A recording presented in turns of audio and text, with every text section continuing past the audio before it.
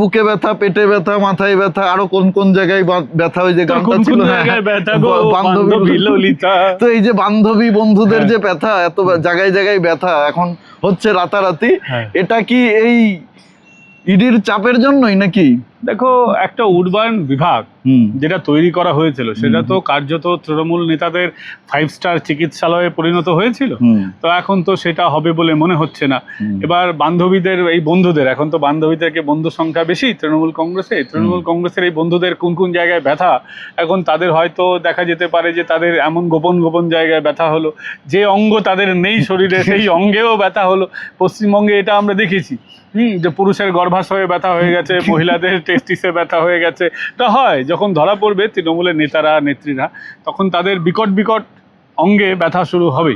নমস্কার, আমি দিবাকর, আপনারা দেখছেন জাগরণ বাংলা। এই মুহূর্তে আমি দাঁড়িয়ে রয়েছি একেবারে সিজিও কমপ্লেক্সে। আপনারা জানেন গতকালকে প্রাক্তন দমকল মন্ত্রী তৃণমূল নেতা সুজিত বসু ইডির হাতে গ্রেপ্তার করা হয়েছে। তাকে আজকে ব্যাংশাল আদালতে তোলা হয়েছে, হয়তো ইডি হেফাজতেই দেওয়া হবে। পুরো নিয়োগ দুর্নীতি, পুরসভায় যে নিয়োগ হয়েছে সেই নিয়োগে দুর্নীতি, এই দুর্নীতির জন্যই এই সুজিত বসুকে গ্রেপ্তার করা হয়েছে। কি করে সুজিত বসুর উত্থান তৃণমূলে, আজকে এত এত কোটি কোটি টাকার দুর্নীতি, মেয়ের বিয়েতে নাকি 100 কোটি টাকা খরচ করছে, কোথা থেকে এসছে এই টাকা এবং কিভাবে এই দুর্নীতি হয়েছে, সেই নিয়েই আজকে আমি কথা বলবো, আলোচনা করব। আমার সাথে রয়েছে পলিটিক্যাল ডেলি থেকে পঙ্কজ দা। আরও একটা বিষয় আপনাদেরকে জানিয়ে রাখি, পঙ্কজ দা কিন্তু সুজিত বসুর এলাকারই বাসিন্দা। সুজিত বসু যেই এলাকায় থাকেন সেই এলাকার বাসিন্দা, খুব কাছ থেকে সুজিত বসুকে উনি চেনেন, সুজিত বসুর উত্থান দেখেছেন, এখন হয়তো পতনটাও দেখবেন নিজের চোখেই। তো পঙ্কজ দা, সুজিত বসুর এই যে কোটি কোটি টাকার সম্পত্তি কি করে তৈরি হলো? আমরা শুনেছি একটা সময় নাকি এগরোল চাউমিন বিক্রি করতো ওই রাস্তার পাশে ফুটপাতে দাঁড়িয়ে, সেখান থেকে এই কোটি কোটি টাকার সম্পত্তি, তৃণমূলের এত বড় দাপুটে নেতা, একেবারে মন্ত্রী হয়ে যাওয়া, দমকল মন্ত্রী, কি করে হলো? আমি যখন 2008-9 সাল থেকে সুজিত বসুকে জানি, তখন অলরেডি ওনার রোল চাউমিনের যে দোকান সেটা অলরেডি বন্ধ হয়ে গেছে।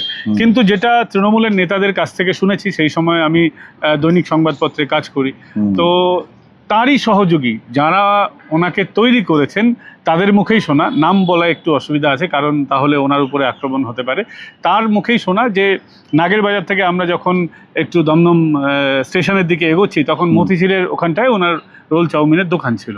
আমি ওনাকে চিনি, যখন মমতা বন্দ্যোপাধ্যায়ের নজর ওনার উপরে পড়লো, ওনাকে বাই ইলেকশনের টিকিট দেওয়া হলো, তখন ওনারই এক সহযোগী 10 লক্ষ টাকা ওনাকে পাইয়ে দিয়েছিলেন এক ব্যবসায়ীর কাছে। মানে ওই কুকুরকে যেমন বিস্কুট দেয় না, সেরকম করে আর কি পায়ে ধরেছিল ব্যবসায়ী, তখন একজন সহযোগীর মাধ্যমে তাকে সেই টাকাটা পাইয়ে দেওয়া হয়। তারপর সেই টাকা দিয়ে সে বাই ইলেকশন লড়ে এবং অল্প কিছু মার্জিনে যেতেও। তারপরে যেভাবে সুজিত বসুকে দেখলাম, মানে সুজিত বসুর ধীরে ধীরে প্রভাব বাড়লো, প্রতিপত্তি বাড়লো, গুন্ডামি বাড়লো, মস্তানি বাড়লো, এবং অ্যাডেড এরিয়াটাকে, মানে মেন সল্টলেক থেকে কিন্তু সুজিত বসু এখনও যেতে না। সুজিত বসু যেতে কোথা থেকে? সুকান্তনগর থেকে, দত্তাবাদ থেকে, উল্টোডাঙ্গার যে বস্তি আছে, লেক টাউন, এই এলাকা থেকে, যেখানটা অ্যাডেড এরিয়া, মানে ওখান থেকে ও জিততো। কিন্তু এবার তো জানো ভরাডুবি হয়েছে, গো হারা হেরেছে। এই সুজিত বোস সল্টলেকের হেন কোনো ব্যবসায়ী নেই যার কাছ থেকে তোলা অর্থাৎ টাকাটা জোর করে আদায় করেনি। প্রত্যেক অবাঙালি এবং বাঙালি প্রত্যেক ব্যবসায়ীর কাছ থেকে এই টাকা তুলতো। এবং ধরো যে কোনো রক্তদান শিবির থেকে সুজিত বোস এই যে এতগুলো অনুষ্ঠান করতো না, আশা ভোসলেকে ডাকছে, লতা মঙ্গেশকরকে ডাকছে, দেবকে ডাকছে, এইগুলো আসলে তার পয়দা তোলার একটা উপায় মাত্র। টাকা তুলতো এইগুলো করে করে, বিভিন্ন অনুষ্ঠান হতো, অনুষ্ঠানের সময় ব্যবসায়ীদের কাছ থেকে টাকা তুলতো।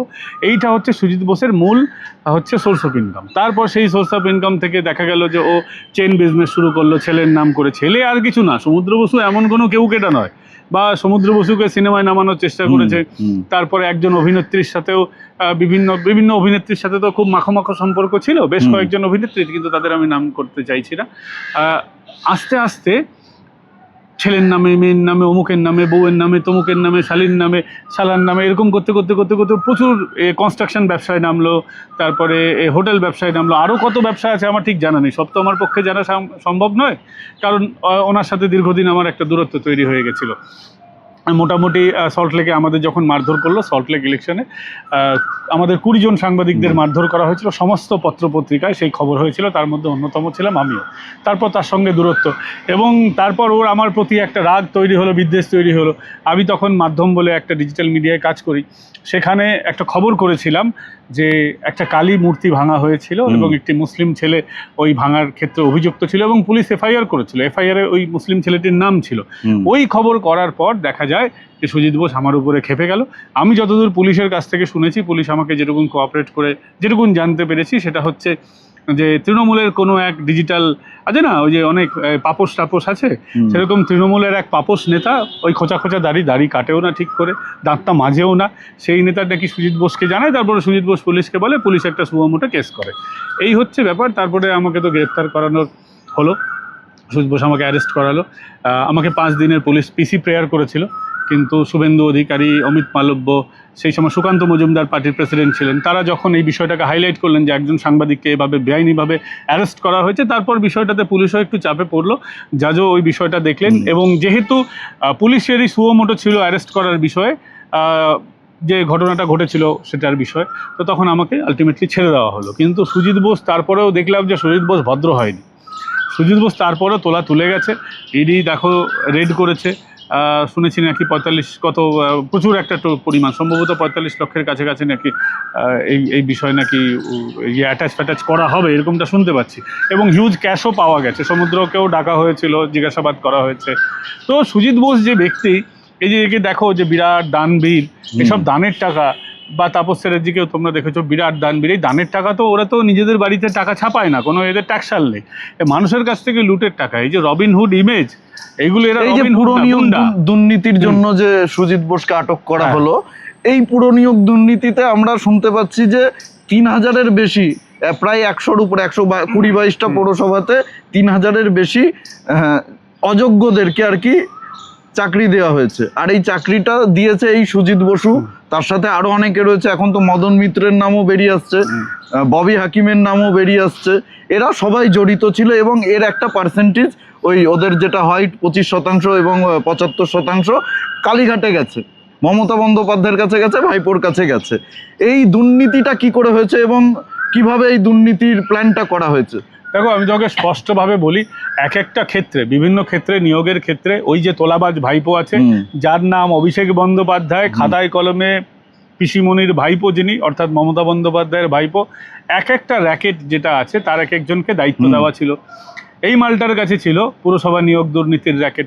আরও জানো যে ওর আরেকটা সহযোগী আছে, দলীয় বিভিন্ন জায়গায় কাটমানি সিন্ডিকেটে, রাজারহাট গোপালপুরে থাকে, দেবরাজ চক্রবর্তী তার নাম, তার কাছেও এই দায়িত্ব। অদিতি মুন্সির হাজবেন্ড।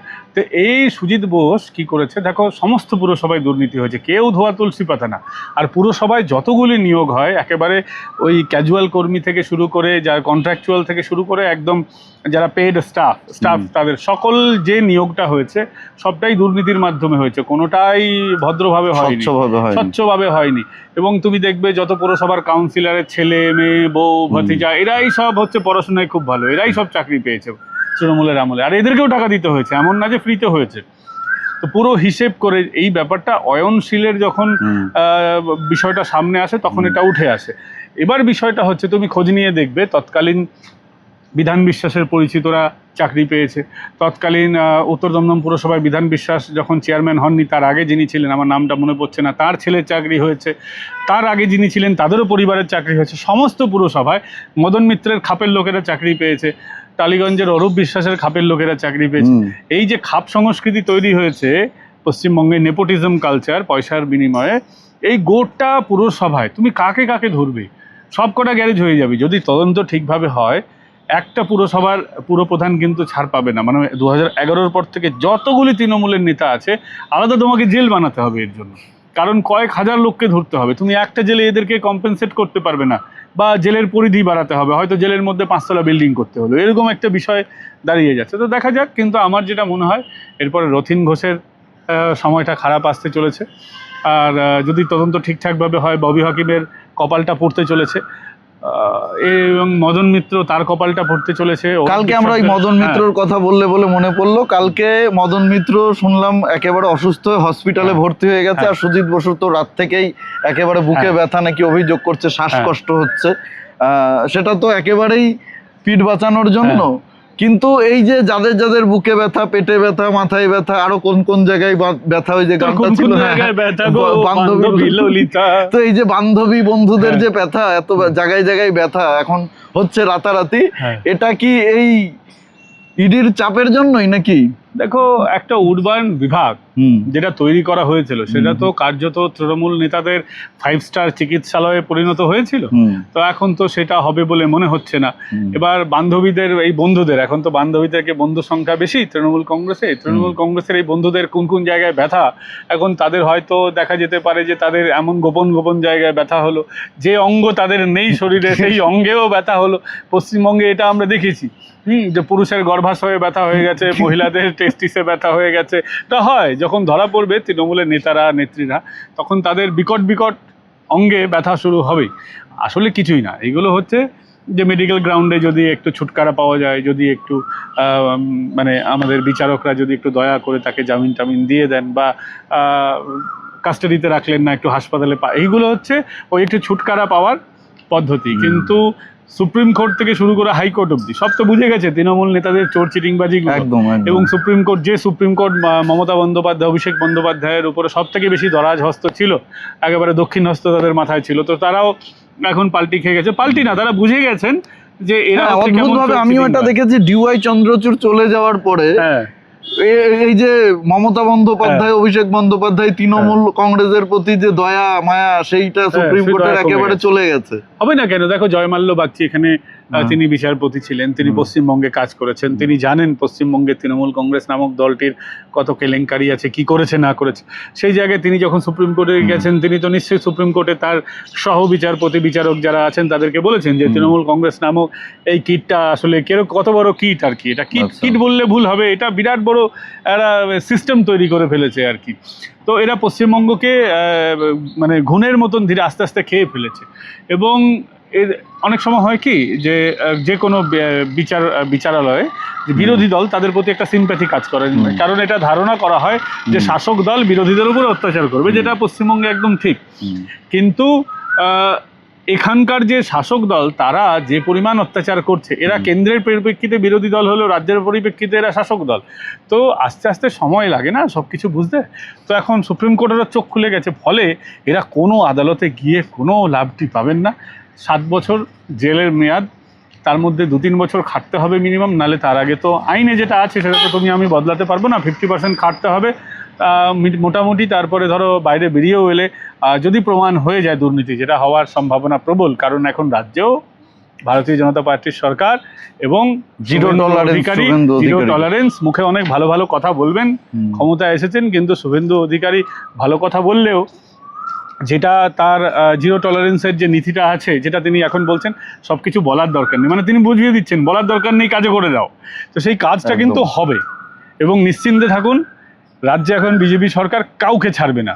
যদি রাজ্যের কেস হয়, মানে পুলিশের সিআইডির কেস হয়, সেখানেও এরা ওই হয়ে যাবে ভালো করে পালিশ। আর যদি সেন্ট্রাল গভর্নমেন্টের ব্যাপার হয়, মোদিজি তো আছেনই, আপনারা ভরসা রাখতেই পারেন, কারণ তিনি মানে তার উপরে সন্দেহ করার কোনো কারণ দেখছি না আমাদের। শ্রীভূমির দুর্গাপুজো, যেটা সুজিত বসুর দুর্গাপুজো নামেই পরিচিত, কোটি কোটি টাকা খরচ হতো, জাঁকজমক পুজো, শুধু কলকাতা নয় গোটা পশ্চিমবঙ্গের মানুষ জানতো যে কলকাতায় একটা পুজো হয়, সেটা হচ্ছে শ্রীভূমির দুর্গাপুজো। বিরাট লাইন হতো, কোটি কোটি টাকার বাজেট।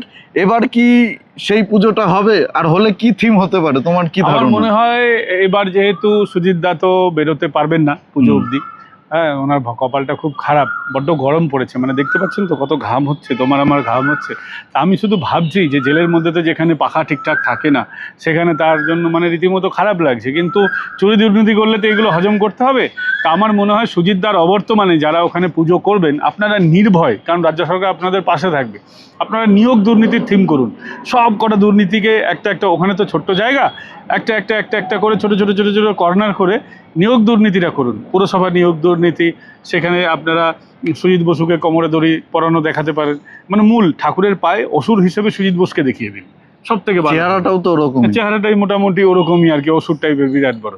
তো ওখানে সুজিত বোসকে রাখুন, আশেপাশে আরো যারা যদি দুষ্কৃতি জ্যোতিপ্রিয় মল্লিক আছে, খাদ্য কেলেঙ্কারি রাখতে পারেন, আপনারা শিক্ষক নিয়োগ দুর্নীতি রাখতে পারেন, কয়লা দুর্নীতি ভাইপোকে রাখতে পারেন, ওখানে ভাইপোকে অসুর বানিয়ে দিতে পারেন। হ্যাঁ, ভাইপোর আগের চেহারাটা দেবেন, এখনকার চেহারা না। ভাইপো তো এখন শুটকো হয়ে গেছে, অসুরে মানাবে না। আগে যখন ওই চর খেয়েছিল, চর খাওয়ার আরেকটু আগে ওই 2011-12-13-তে যেমন দেখতে ছিল, যখন ভুলভাল বকতো, ঠিক মতো কথা বলতে পারতো না। এখন তো ভাষণটা ঠিকঠাক দেয়, মোটামুটি ক্লাস করেছে, তো সেই জন্য অনেক টাকা পয়সা খরচা। যখন ভাষণ দিতে পারতো না, এরকম আপনারা বিভিন্ন রকমের নিয়োগ দুর্নীতির এক এক বছর এক একটা করুন। যদি জায়গাটা ছোট, একবারে না করতে পারেন, এক এক বছর এক একটা নিয়োগ দুর্নীতি নিয়ে আপনারা সুন্দর করে থিম করুন। অসুর হিসেবে রাখুন সন্দীপ আসুর, যদি হতে পারে তাহলে সুজিত আসুর কেন হতে পারে না?